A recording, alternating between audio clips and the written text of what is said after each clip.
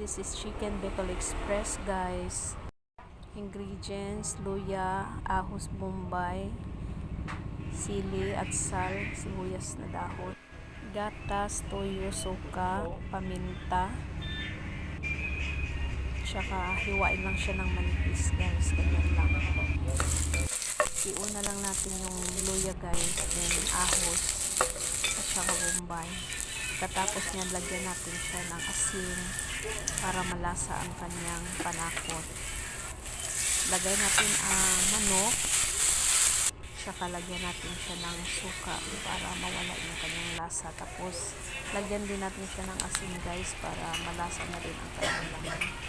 Toyo at saka paminta. Hindi na ako naglagay ng seasoning, guys. Brown sugar lang.